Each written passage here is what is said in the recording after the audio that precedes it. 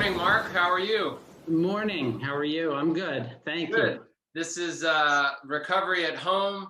My name's Chris Blaveld. I'm the Director of Admissions at the Augustine Recovery Center. And this morning we have Mark Kantor joining us from South Florida, and his company is South Florida Interventions. Mark, can you tell us a little bit about your services and what you're doing with South Florida Interventions? Sure. Thanks for having me on this morning. I was looking forward to this. So I'm, in the simplest terms, I'm an interventionist. And what that means is families will hire me to come in and help them intervene on a loved one who is addicted to drugs, alcohol, or refusing to accept treatment for a mental illness or any kind of other addiction, such as food addiction or gambling or sex addiction. But our services are very family focused, very systemically focused, very family focused in that, we spend a lot of time. I always say that my time with the addict or the qualifier, which is the addict or the alcoholic, is really about 30% of the time, and 70% of the time is spent with the family, preparing them for the intervention. So we do a lot of that, a lot of upfront work to prepare for an intervention. And have you always put as much emphasis on the family as you're doing right now, or is that something you kind of grew into? More and more. Early on in my career, I did an intervention for a large family, and everyone flew in the day before. It was down in Texas. Everybody flew in the day before. We stayed at the same hotel, and there were like 10 people, and I knew this family needed a lot of work, a lot of preparation, and we started at 10 o'clock in the morning, and we went till 6 o'clock at night, and which is a long day. It is tiring, but it occurred to me during that day that this is the way it should always be. Yeah. And as a result of that work up front, the intervention went very smoothly, and it was an intervention that had the potential to go sideways quickly. When I had first started working with that family, the wife was so afraid she wouldn't even talk to me, and by the time we got to the intervention, she was a rock star, as were the kids. Some of the things we do, I give families a little bit of homework before the pre-intervention. There's a documentary I asked them to watch about codependency and addiction and love, and also to draft their impact letters. But something special that we do during the pre-intervention is we attend an online Al-Anon meeting during the day, because it's an amazing resource. And I want families to see that it exists, and I want them to not be afraid to go, and I want them to utilize it. Yeah, that's great to hear you say that. One of the outstanding correlations we see at the Augustine Recovery Center is, and we place a very heavy emphasis on work with the family as well, family support call, family coaching, family updates. We do a family intensive as well each month. But the outstanding correlation with the patients who are commencing our program and moving on to sober living, either with us or somewhere else, is success if and when the family is involved through and through and bought into a recovery process of their own. And it looks like you're holding that same emphasis on the family also. Yeah, I mean, it's harder in that I think families sometimes call me and they want to, they want to be like, well, they're surprised that there's work to be done on their part, or why do I have to go to meetings? I'm not the one that's an addict or an alcoholic. But inevitably, what I see is to your point, is families that do the work together, recover together, the likelihood of long-term successful recovery is much higher. Yeah. And then some people balk at the why such an intensive pre-intervention education. And because there's a correlation between preparedness and success in an intervention. Absolutely. Yeah. One of the things I read up on your website, beautiful website, you provide a lot of free resources to families. It looks like you have a free family guide that you can download. And tell our viewers, what is your website before I keep going? So the website is southfloridaintervention.com. So southfloridaintervention.com. But I also have not to do any brand confusion, but I've actually started my career in Washington, D.C. Okay. And have another website that's called Capital Intervention, and it's CAPITOL Intervention. Okay. It's basically the same thing, but it's more geared towards people in the Mid-Atlantic than South Florida. But I do try to put a lot of resources out there.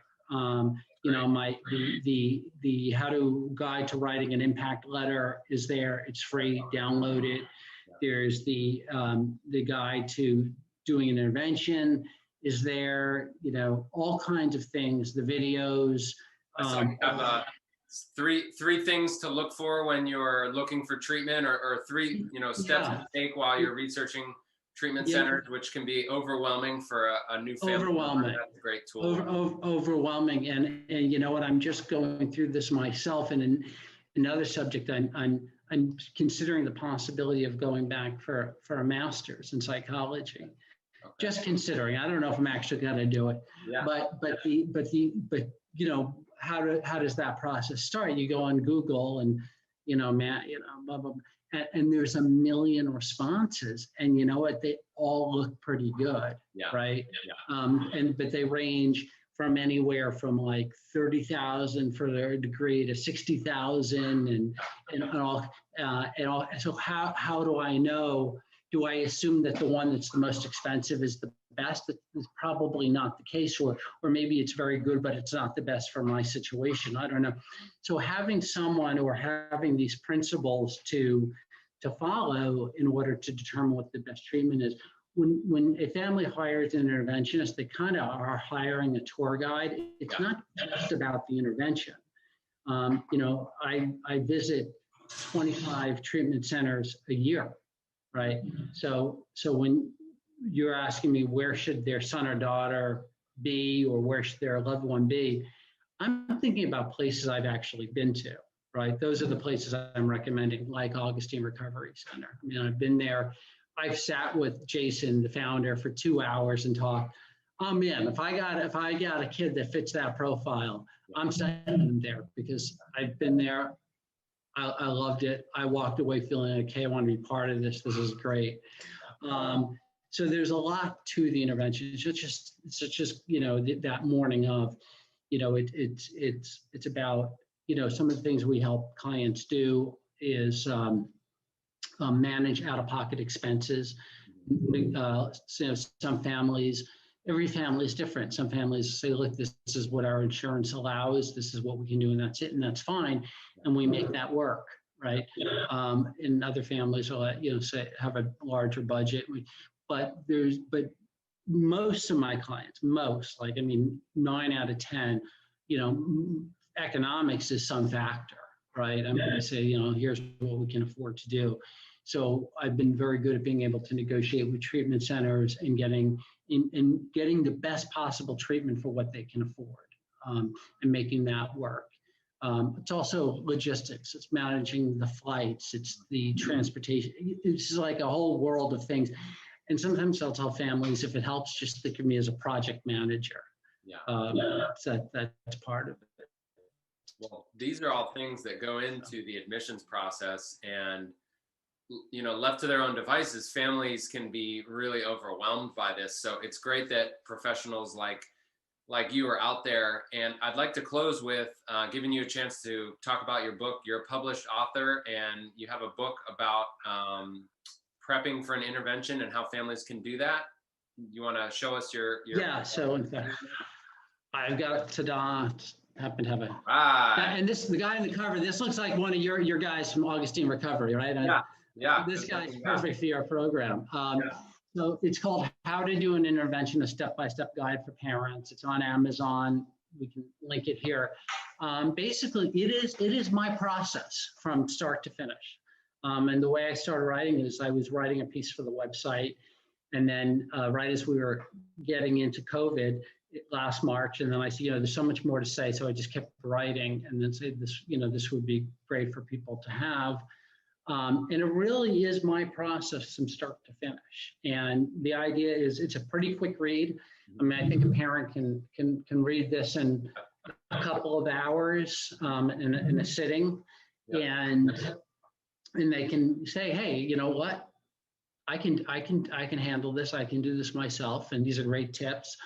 Or there's no way I'm doing this myself, and I need to call somebody. And I think either outcome is fine, but there is a third outcome that I want to caution, and that is it's too expensive to hire somebody.